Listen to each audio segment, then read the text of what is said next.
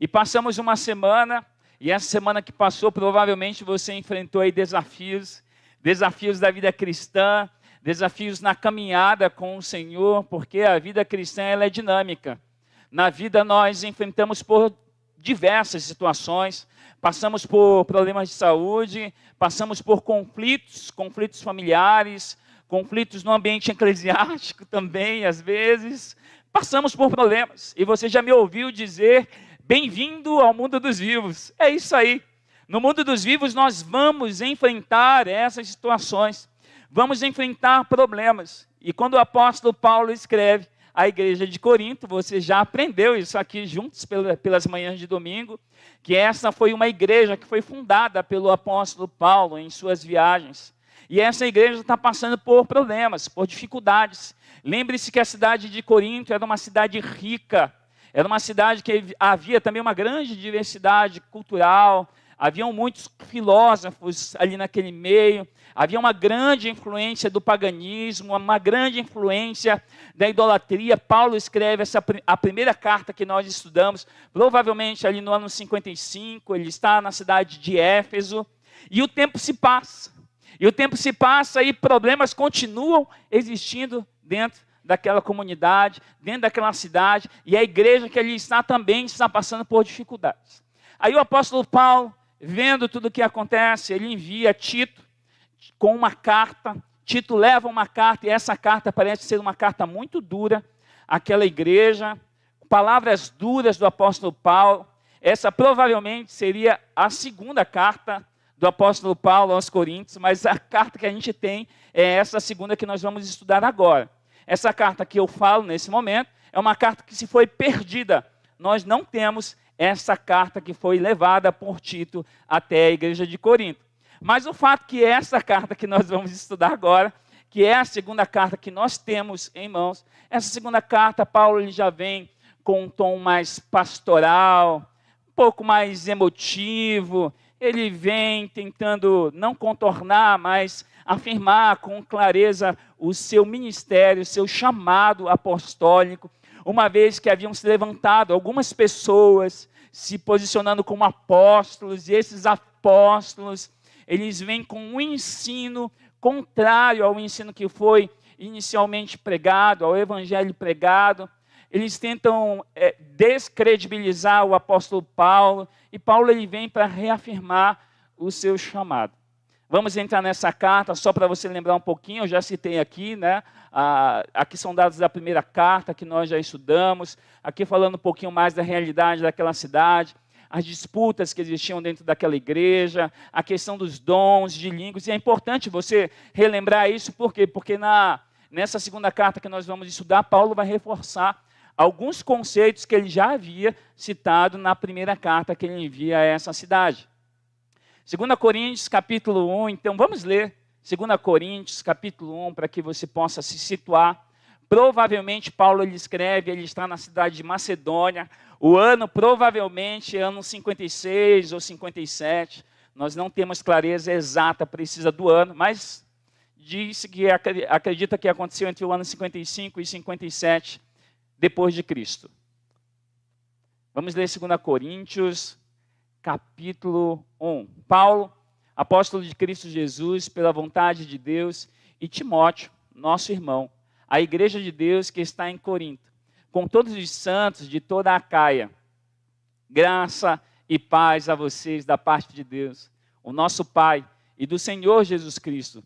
Bendito seja o Deus e Pai do nosso Senhor Jesus Cristo, Pai das misericórdias e Deus de toda consolação, que nos consola em todas as nossas tribulações, para que possamos consolar os que estão passando por tribulações, com a consolação que recebemos de Deus. Pois assim como os sofrimentos de Cristo transbordam sobre nós, também por meio de Cristo transborda a nossa consolação. Se somos atribulados, é para a consolação e salvação de vocês. Se somos consolados, é para que vocês tenham consolo, que os ajude a suportar com paciência os mesmos sofrimentos que estamos padecendo. A nossa esperança em relação a vocês está firme, porque sabemos que, da mesma forma que participam dos nossos sofrimentos, participam também da nossa consolação. Irmãos, não queremos que vocês desconheçam as tribulações que sofremos na província da Ásia, que foram muito além da nossa capacidade de suportar, a ponto de perdermos a esperança de escapar com vida. De fato, havia sobre nós a sentença de morte, para que não confiássemos em nós mesmos, mas em Deus que ressuscita os mortos. Ele nos livrou e nos livrará de tal perigo de morte.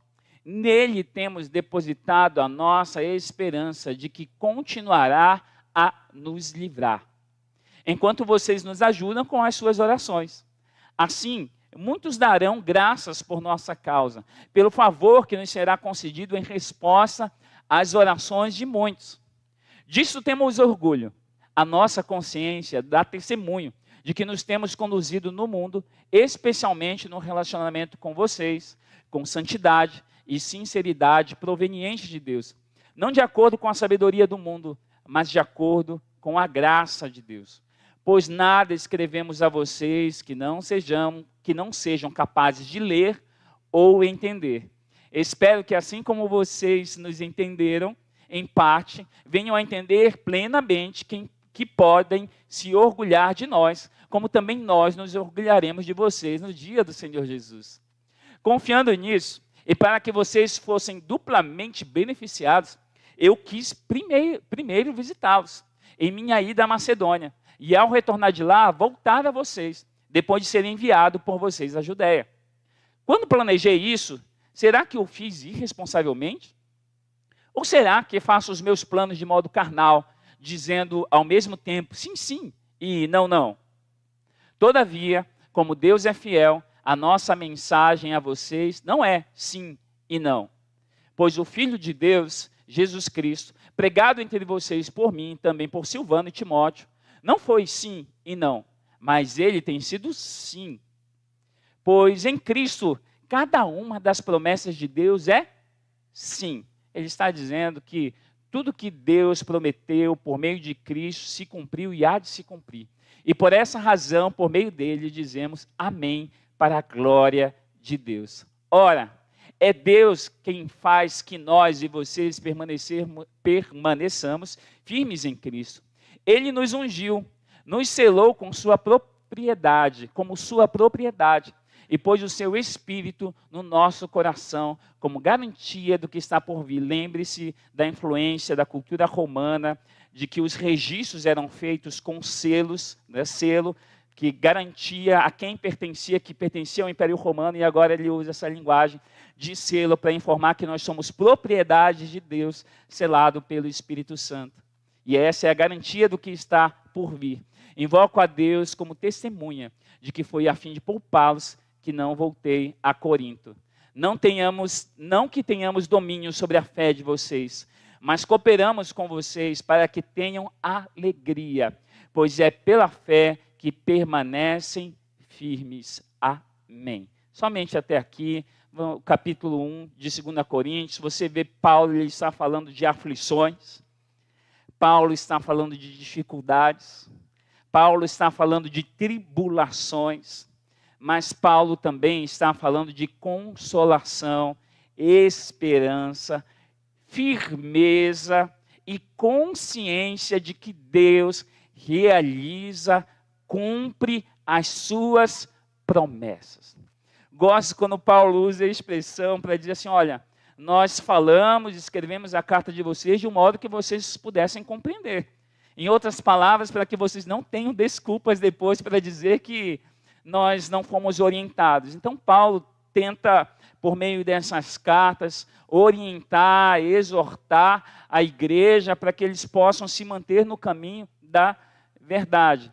Pense também sobre isso, olhando para esse capítulo agora, que Paulo fala sobre uma dificuldade, sobre um problema que eles enfrentam, correndo o risco, inclusive, de perder a sua própria vida. Às vezes usamos a expressão errada, né? Nós dizemos assim, eu estou correndo risco de vida. Não, você está correndo risco de morte. Né? Nós estamos correndo o risco de morrer. E Paulo está dizendo assim, a gente estava correndo o risco de morte. Mas nós estávamos certos de que Deus é capaz de nos ressuscitar entre os mortos, assim como ressuscitou Jesus. então a nossa vida está nas mãos do Senhor. Por que nós nos desesperamos quando temos uma notícia que corremos o risco de morte?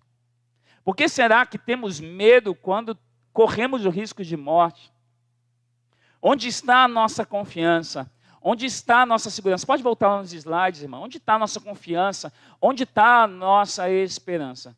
Paulo, no início dessa carta, ele usa duas expressões que quero destacar com você nesse primeiro momento. Ele fala: bendito seja o Deus e Pai de nosso Senhor Jesus Cristo, Pai das misericórdias e Deus de toda consolação, que nos consola em todas as nossas tribulações, para que com a consolação que recebemos de Deus, possamos consolar os que estão passando por tribulações. A primeira é Pai das misericórdias e a segunda, Deus de toda consolação. Todos nós enfrentamos problemas, dificuldades. Em algum momento nós estamos sendo consolados, em outro momento nós estamos consolando ou estaremos consolando pessoas que estarão enfrentando problemas que nós já enfrentamos lá atrás, ou que passam os mesmos problemas que estamos enfrentando nesse momento. E Paulo reafirma que nós temos um Deus que Ele é Pai de misericórdias. Sempre que vejo essa expressão, Pai de misericórdias, Deus de misericórdia, eu lembro que tem muitas coisas que eu mereço e não acontecem comigo. De fato, eu já merecia estar morto. De fato, eu nem merecia mais estar aqui. De fato, as consequências dos pecados que eu cometi até hoje não geram mérito algum para que eu esteja aqui agora, expondo a palavra de Deus. Eu não estou aqui expondo a mensagem, compartilhando com vocês, igreja, a mensagem, porque eu sou superior, porque eu sou melhor do que vocês, porque eu sou o santo dos santos dos últimos dias. Isso é um fato que eu sou, né? E todos nós somos os santos dos últimos dias. Nós, de fato, somos. Aqueles que creem são separados por Deus. Nós somos os cristãos dos últimos dias. Mas como cristãos dos últimos dias, nós passamos por problemas. Nem todas as provações que nós enfrentamos, de fato, nós somos aprovados. É desejo de Deus que nós sejamos aprovados em todas as provações que enfrentamos. Mas quando nós não confiamos em Deus, nós somos reprovados. Quando nos deixamos guiar apenas pelo que estamos vendo, sentindo, pensando, pelas nossas emoções, nós somos reprovados. Viver com a expectativa de que nós temos um Deus que enviou o seu Filho unigênito para que todo aquele que nele crê não pereça, mas tenha vida eterna, deve ser suficiente para que em circunstâncias das mais adversas que vamos enfrentar, nós possamos permanecer firmes. Deus não enviou, aliás, melhor dizendo, Deus não veio ao mundo e se privou de enfrentar provações e tribulações. Todos os filhos de Deus e o próprio Senhor Jesus, Ele vem ao mundo e Ele enfrenta privações, provações, tribulações. E se cremos em Jesus, nós também passaremos por provações, privações, tribulações. Você está entendendo? Diga amém. Alguns não dizem amém porque dizem assim: eu rejeito essa palavra. Eu lá quero, pastor. Sai daí, doido, né? Eu vim para cá para a igreja você dizer que eu vou receber provação, privação, tribulação. Ainda me pede para dizer amém. Eu digo misericórdia. Diga misericórdia nesse momento. Peça misericórdia. Não tem problema você pedir misericórdia, porque nosso Deus é Pai das misericórdias. Eu quero te lembrar que, estou lembrando aqui agora do pastor Franco, né, ministrando em determinado momento, né, que a situação pode ser pior. A situação que você está enfrentando poderia ser muito pior. Pode ser até que se agrave o que você está enfrentando. Mas saiba que o Pai das misericórdias está acessível. O nosso Deus e Pai de misericórdias está acessível. E Ele não apenas age com misericórdia e amor, mas Ele também é aquele que nos consola. O Espírito Santo de Deus, ele é o Consolador. E eu trouxe aqui a palavra consolação, apenas porque a gente, teólogo, né, gosta de trazer essas coisas aí para complementar um pouquinho o estudo. A palavra consolação é paracleses, e paracleses está relacionado também a paráclito, que é Espírito Santo, que significa literalmente essa palavra, chamado para estar ao lado. Chamado para estar ao lado, aqui no contexto, tem a ideia de encorajamento que fortalece. Então, quando Paulo ele usa aqui essa palavra consolação, ele está dizendo assim, olha, Deus ele está caminhando com vocês lado a lado. Deus está caminhando com vocês. Deus ele não é aquele pai que diz assim, ó, viu? Vai lá e resolve isso. Isso não der certo, o problema é seu. Vai lá e é assim. Você aprende assim mesmo, quebrando a cara. Não. Ele é aquele que está conosco nas circunstâncias difíceis. O Senhor é o nosso Deus Emanuel. Deus conosco. Ele está presente em toda e qualquer situação. Você crê nisso? Diga amém. Deus está presente. Ele está presente nos encorajando, nos fortalecendo. O contexto bíblico do Novo Testamento que nós mais encontramos essa expressão de consolação é 1 Coríntios capítulo 1, onde nós mais vamos encontrar essa afirmação de consolação, essa expressão, né, grega paráclito.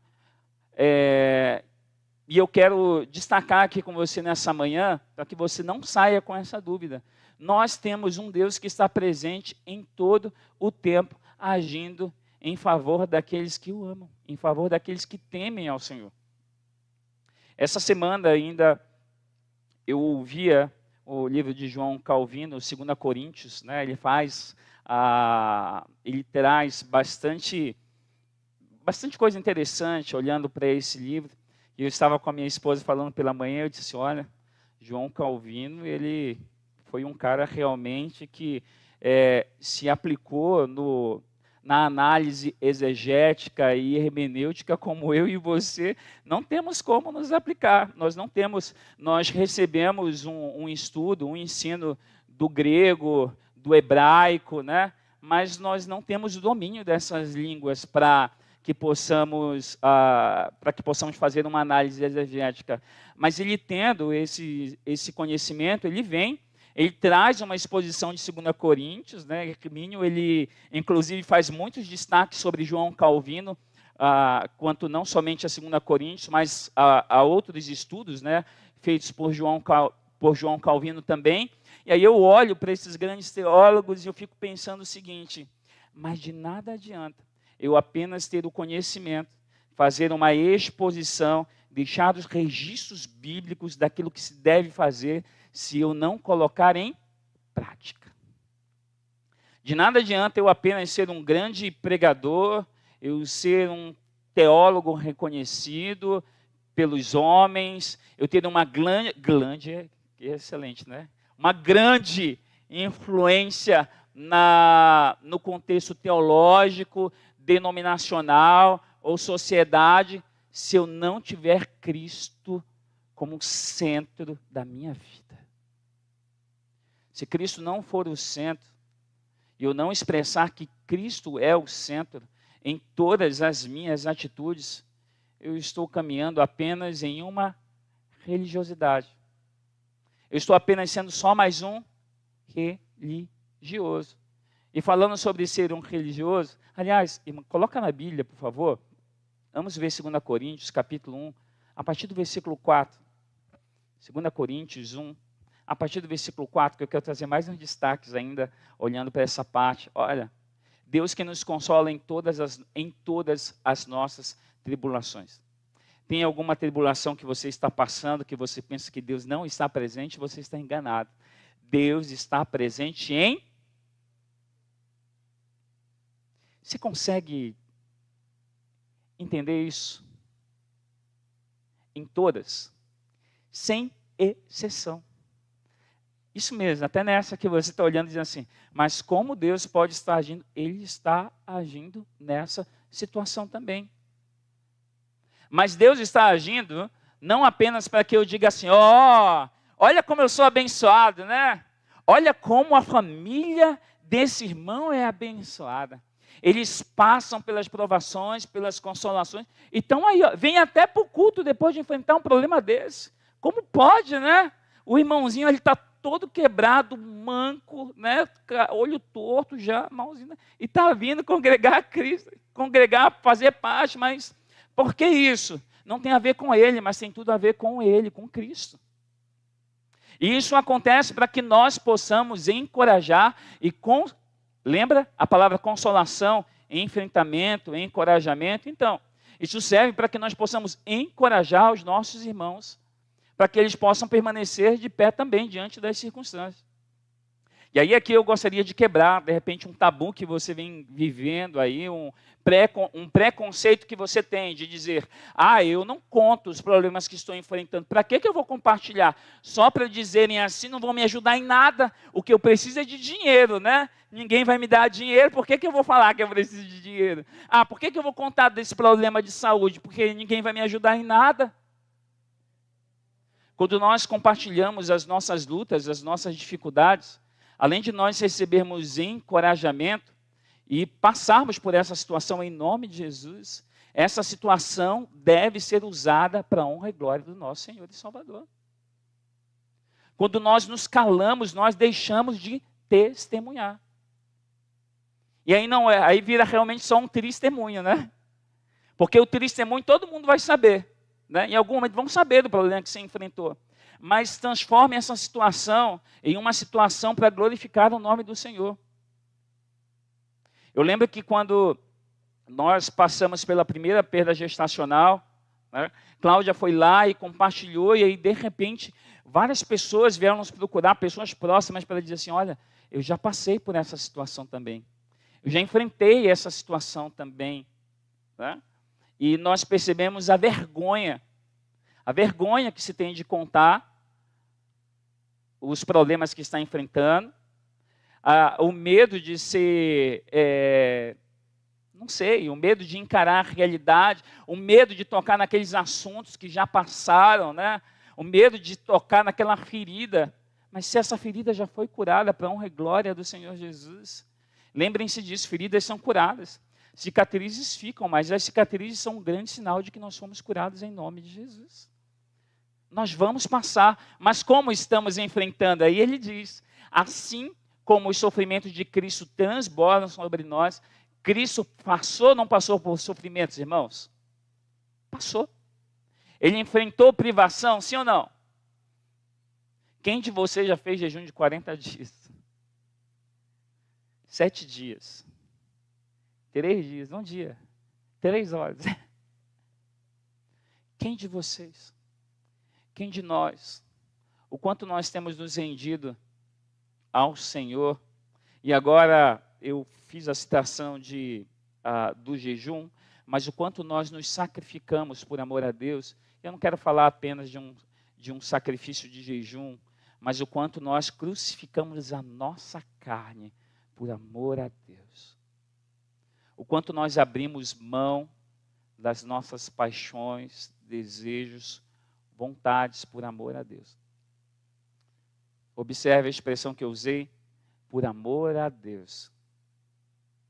E eu quero relacionar o amor agora ao temor. O quanto nós nos rendemos a Deus por amor e temor a Deus. Talvez o percentual é muito maior de pessoas se submetendo por expectativa de receber algo em troca, na expectativa de ser abençoado. Há muitos que são obedientes a Deus, não porque amam a Deus, mas porque querem algo em troca. E aí eu acho, e muitos acham, que serão atendidos porque estão barganhando com Deus. Há muitos cristãos, muitos religiosos tentando realmente fazer uma manipulação espiritual, né? Manipulação espiritual. Eu vou fazer o jejum de Daniel porque eu aprendi que é por meio do jejum de Daniel que Deus responde esse tipo de oração. Eu vou fazer esse jejum porque eu aprendi que desse jejum aqui, que Deus liberta o cativo, o oprimido, o endemoniado. Eu vou fazer esse tipo de jejum. É tentar manipular a Deus. É tentar manipular. Mas quando eu entendo quem Ele é e por que eu estou aqui, e que eu vou enfrentar lutas, dificuldades, provações, tribulações, e o propósito de Deus é que nós possamos crescer em tudo naquele que é o cabeça, Cristo. Paulo ele escreve à igreja de Corinto na expectativa que todos eles possam estar alinhados na mesma visão. Alguns teólogos olham para a carta de 2 Corinto e usam a expressão teologia da dor. Paulo ele está trabalhando a teologia da dor, para dizer que mesmo que nós venhamos a enfrentar dores, problemas, Deus está presente nessa situação e é Ele quem nos consola. E é Ele quem age também com misericórdia e amor. Se somos atribulados, é para a consolação e salvação de vocês. Paulo está falando da situação dele, da história dele. Ele diz assim, olha, nós estamos enfrentando tribulação, eu estou enfrentando tribulação. E essa tribulação que eu enfrento é para consolação e salvação de vocês. Se somos consolados, é para que vocês tenham consolo, que os ajude a suportar com o que, irmãos? Paciência. E a minha já está indo embora, né? Ah, pastor, é com paciência, mas é assim, paciência tem? Não, irmão, paciência não deve ter limite. Nós devemos ser pacientes sempre. Eu sei, pastor, mas é assim, eu não sou Jesus. E você sabe como é incrível algumas coisas, porque a minha filha de 7 anos, a Johanna, ontem nós estávamos com ela em casa, e ela trouxe uma situação lá de um probleminha que ela estava passando, e eu disse assim, filha, a palavra de Deus fala que nós temos que agir desse jeito. Ela disse, eu não sou Jesus.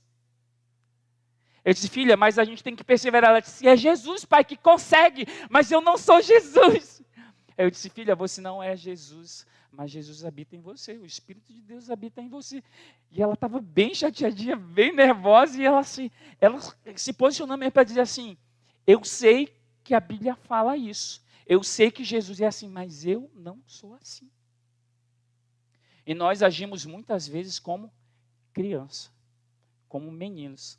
E é por isso que Paulo dá uma boa torcida de orelha mais na frente e vai dizer assim, olha, vocês estão agindo como meninos quando vocês deveriam agir como cristãos maduros. Quando eu era menino, eu pensava como menino, agia como menino, mas agora, maturidade espiritual. Nós precisamos ser maduros diante das situações que estamos enfrentando, diante dos problemas. Eu sei que você está sendo provado e você pensa assim, ai meu Deus do céu, mas é difícil ser paciente.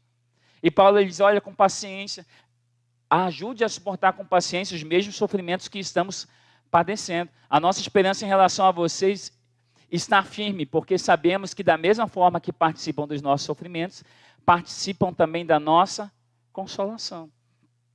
Paulo afirma com clareza aqui que assim como a igreja de Corinto tinha conhecimento das privações, das tribulações que eles enfrentavam, eles estavam também sendo abençoados na certeza que Deus os consola em todas as situações. Volta lá nos slides, por favor.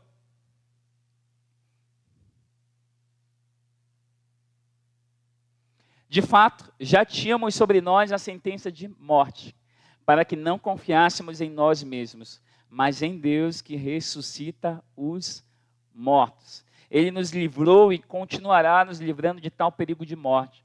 Nele temos colocado a nossa esperança de que continuará a livrar-nos. Aí eu coloquei ali dor profunda, eu passo por dores profundas, eu tenho lutas, eu tenho problemas, mas eu também tenho plena confiança para me achegar ao trono da graça. Lembrei de um hino, né?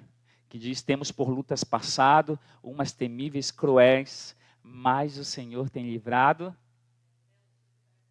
delas os seus servos fiéis. E aí agora vamos pensar, né, na letra desse hino que vocês completaram aqui. O Senhor tem livrado dela seus servos fiéis. Paulo morreu por quê? Hã? Por amor a Cristo. Ele foi livrado da morte. Pedro morreu como? Como que a história diz que Pedro morreu? Crucificado de cabeça para baixo. Por que ele foi crucificado de cabeça para baixo? Por amor a Cristo. A morte dos apóstolos foram mortes cruéis, né? Terríveis. E aí, o Senhor tem livrado os seus servos fiéis, sim ou não? Eu vou repetir a pergunta. O Senhor tem livrado os seus servos fiéis, sim ou não? Que livramento é esse? Da morte eterna. O pior de tudo não é a morte física. O pior de tudo é você passar a eternidade separado de Jesus. Você está entendendo? Dá um amém bem aleluiado, hein? O pior de tudo não são as dores, os problemas, a falta de recurso financeiro, a falta de saúde, né? A ausência aliás, sonhos e projetos não realizados. Isso não é o pior. O pior de tudo é você estar separado de Deus. O pior de tudo é você não viver na dependência de Deus. Eu falei para minha esposa essa semana, eu disse, nossa, 2 livros que me constrangeram demais, né? Ego Transformado e Nascimento, Morte, esqueci qualquer outra palavra. Timothy Keller, ele usa para expressar a questão da nossa visão sobre quem nós somos. E eu pensei, olha, como às vezes eu olho para dentro de mim e eu acho que eu mereço porque eu sou um bom cristão. Eu acho que eu não deveria passar por certas situações, porque eu sou um bom cristão, porque eu estou servindo a Deus, porque eu faço até coisas que a maioria dos cristãos não fazem. Por que eu passo por isso? E eu mesmo digo, bem-vindo ao mundo dos vivos. Bem-vindo ao mundo dos vivos. Vamos enfrentar essas privações, provações. Mas a minha esperança não deve estar nessas coisas. A nossa expectativa não deve estar em coisas, em sonhos, em planos, em projetos humanos. A nossa esperança deve estar em Deus. Que por meio de Cristo Jesus continuará a livrar-nos. Você crê nisso? Talvez alguém diz assim, amém, e diz assim, mas será mesmo? Será mesmo que o Senhor vai me livrar? Será mesmo que essa circunstância vai mudar? Será mesmo? Senhor Jesus, Ele orou por mim e por você. Ele ora a Deus por mim e por você. Ele diz assim, Senhor, Deus, eu rogo que não os tire do mundo, mas que os livre do mal, do maligno. O Senhor, Ele continuará a nos livrar, Ele continuará a agir. E entenda isso. Não é porque não acontece do jeito que eu quero que Deus não está agindo. Porque o Consolador, Ele está presente, nos encorajando. Ele está ao nosso, Ele não está apenas à nossa frente, né? Como a expressão que encontramos em Êxodo, Deuteronômio, que Deus vai à frente do povo. Mas hoje Ele faz habitação em nós, Ele está em nós. Você consegue pensar sobre essa expressão? Lá Ele está à frente, agora Ele está em nós. Nós cantamos, e tem a ver com a expressão do texto bíblico, né? Maior é o que está em nós do que o que está no mundo. O Espírito de Deus, Ele habita em nós. Imagina, se indo à frente, Ele já operava milagres, realizava coisas extraordinárias. Agora imagina o que o Senhor está agindo e fazendo em nós e por meio de nós. Pois quantas forem as promessas feitas por Deus, tantas tem em Cristo sim. Ele está dizendo que tudo que Deus prometeu por meio de Jesus vai se cumprir. Por isso, por meio dele, o amém. Ou assim seja, né? É pronunciado por nós para a glória de Deus. Ora, é Deus que faz que nós e vocês permaneçamos firmes em Cristo. Ele nos ungiu, nos selou como sua propriedade e pôs o seu Espírito em nossos corações como garantia do que está por vir. Era isso que eu esperava de todo mundo. Aleluia. Você está entendendo, irmão? Aleluia. Deus é fiel. Deus é fiel. Deus é fiel, igreja. Nós precisamos nos alegrar na fidelidade de Deus. Deus é fiel à sua palavra. Deus é fiel a Ele mesmo.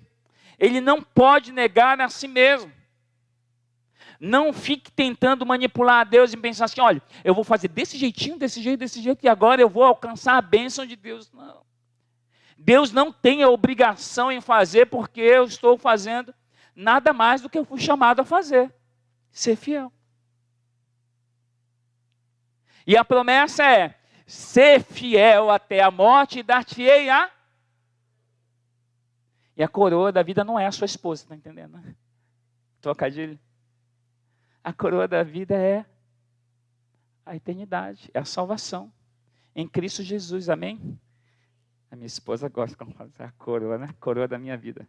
Está se tornando cada vez mais minha princesa. Um pouco apanhar em casa. É isso. Seja fiel a Jesus. Mas não seja fiel porque, agora eu vou ser fiel e Deus vai agir. Lembra que Paulo ele já falou aqui sobre dons, ele já falou sobre conflitos no meio da igreja, ele já falou sobre falsos profetas, ele já falou sobre contribuição financeira como prática de adoração a Deus. Ele já falou sobre o amor acima de todas as coisas. E agora Paulo vem e fala sobre fidelidade. Sobre sermos fiéis independente das circunstâncias. Tem algumas palavras duras que nós vamos estudar nessa carta de 2 Coríntios também. Você vai ver, tem muita coisa boa aqui, mas ele vai reafirmar muito do que ele já havia dito lá atrás. Não foi à toa até que quando eu meditava eu pensei, gente, o que eu vou falar? O que eu posso destacar aqui como base do primeiro capítulo de 2 Coríntios? É a vida cristã em ação. Vida cristã em ação. É colocar em prática tudo aquilo que já ouvimos e aprendemos. Você precisa sair daqui nessa manhã com algo gravado no seu coração para colocar em prática. O que é que Deus está falando com você para colocar em prática a partir de hoje? O que é que Deus está falando com você que precisa mudar? Eu vou te dar em 1 minuto. Escreve aí no seu celular, manda para você mesmo no seu WhatsApp. O que foi que Deus falou com você até agora? Não saia daqui sem algo firmado, sem uma decisão. O que é que você precisa mudar? É isso aí, não olha para mim agora. Eu sei que vocês... Pega o celular aí. Pega o celular. Pega, você não vai pecar não. Pega o celular, se você tem um papel e uma caneta, anota aí agora. O que é que Deus falou com você que você precisa mudar na sua vida, na sua caminhada com Deus? O que é? É a confiança. Eu preciso confiar mais em Deus. Eu preciso reconhecer que Deus é misericordioso. Eu preciso reconhecer que Deus está agindo nessa situação que eu estou enfrentando. Eu preciso reconhecer que o meu Deus é Pai de misericórdias. Que a situação podia ser muito pior, mas Deus está me tratando com misericórdia. Eu preciso entender que o que eu estou passando é para eu abençoar outras pessoas que Deus vai colocar no meu caminho. Porque assim como Ele me consola, eu vou precisar consolar outras pessoas. O que é que Deus está falando com você nesse momento de dor, de sofrimento? Alguns veem o dor e o sofrimento como uma motivação para murmurar. Pare de murmurar. Troque a murmuração pela glorificação. Glorifique a Deus. Troque a murmuração pelo louvor. Pare de reclamar porque não acontece do jeito que você quer. Eu tenho refletido muito em relação às situações que nós estamos enfrentando que são boas, mas não conseguimos nos alegrar porque focamos ainda nas coisas ruins que estão ao nosso redor. Quer ver só? Alguém foi promovido no ambiente de trabalho, vai ganhar um salário melhor, mas começa a olha para tantos outros problemas que tem ao redor que não consegue se alegrar com a bênção da promoção salarial, da promoção de função. Alguém que recebeu a notícia que vai ser mamãe, engravidou, vai dar luz a um filho, mas não consegue se alegrar porque está enxergando só os problemas que estão ao redor. Alguém que comprou uma casa nova, comprou uma casa, era o sonho comprar uma casa, mas não consegue se alegrar, por quê? Porque tem que comprar mais isso, tem que fazer isso, tem que reformar aquilo. O nome disso é falta de contentamento. Falta de contentamento. Não está contente, não está alegre. E a Bíblia nos exorta a estarmos contentes em todas as circunstâncias. Eu penso que quando nós não nos contentamos, essa murmuração é dizer para Deus assim: Deus, eu no seu lugar, eu faria muito melhor do que o Senhor faz. Olha, Deus, o Senhor me deu a casa, mas o Senhor não está vendo não que eu preciso de mais isso, de mais isso, de mais isso? Deus, né, como assim o Senhor está me dando isso? O Senhor não está enxergando? Deus, eu no seu lugar, eu faria muito melhor. Falta de contentamento. Murmuração. Descanse na fidelidade de Deus. É isso que Deus falou com você nessa manhã. Eu preciso descansar na fidelidade de Deus. Eu preciso descansar na certeza que o meu Deus também é o meu Pai. Eu preciso descansar na certeza que Ele é meu Salvador, meu Senhor, mas Ele também é o meu Pai. Feche seus olhos, baixe a sua cabeça. Eu quero orar com você e por você nesse momento. Você entendeu essa mensagem? Vida cristã em ação. O que você ouviu e precisa colocar em prática. O que você ouviu e precisa mudar na sua história. O que é que você precisa entregar, colocar nas mãos do Senhor nessa manhã? Entregue. Entrega o teu caminho ao Senhor. Confia nele. E o mais, Ele fará. Sejam firmes, constantes e que nada os abale. É para isso que fomos chamados. Sermos firmes, constantes e inabaláveis. Mas para sermos inabaláveis, precisamos lançar toda a nossa confiança no Deus que não nos abala. As lutas vêm, as provações vêm, os problemas vão continuar surgindo, mas o meu Deus está comigo. Você crê nessa promessa? Não é promessa do pastor Kekros, é promessa do Senhor. Eis que eu estarei convosco todos os dias, até a consumação dos séculos. Se você crê nessa palavra, coloque a mão no seu coração, que eu quero orar com você. Coloque a mão no seu coração e diga: Senhor, eu creio que Tu és o Deus que está comigo em todo o tempo, e que a minha caminhada não é solitária. Eu posso ser abandonado por amigos, por pessoas que eu amo, mas eu nunca serei abandonado pelo Senhor. O Senhor prometeu que se eu te buscasse de todo o meu coração, eu te encontraria. E hoje eu estou aqui com a tua igreja, com o teu povo, te buscando ouvir a tua voz, buscando compreender mais da tua palavra, buscando expressar à tua igreja uma compreensão clara, precisa e necessária, para que possamos caminhar juntos em amor e no temor do Senhor. Pai, diante de tudo que compartilhei, diante de tudo que ouvimos, que o nosso coração, a nossa mente seja uma só, que possamos caminhar na mesma direção, que sejamos homens e mulheres constantes no Senhor, com um espírito reto, com o desejo contínuo de fazer a tua vontade, não a nossa. Perdoa quando em meio às provações, às tribulações nós murmuramos. Perdoa quando nós não conseguimos enxergar as tuas bênçãos, a alegria das tuas misericórdias nos alcançando, a alegria da tua salvação, a alegria do teu grande amor expresso por nós naquela cruz. Perdoa-nos, Senhor, quando nós não conseguimos nos alegrar diante de tudo que já recebemos e provamos. Perdoa, Senhor. Perdoa a nossa infidelidade. Perdoa a nossa incredulidade. Perdoa quando nós nos deixamos levar pelo medo. Perdoa, Senhor.